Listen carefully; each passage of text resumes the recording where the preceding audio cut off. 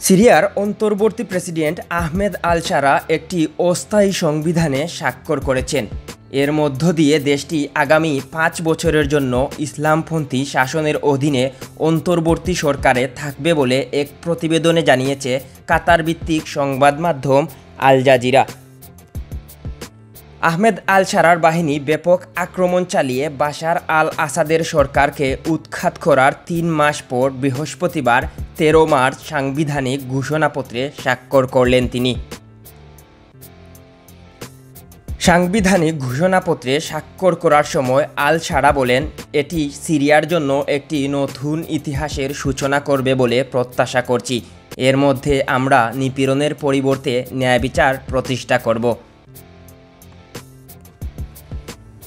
সংবিধান খসড়া কমিটির সদস্য আব্দুল হামিদ আল আওয়াক বলেন, আগের সংবিধানের কিছু বিষয় নতুন সংবিধানেও বজায় থাকবে।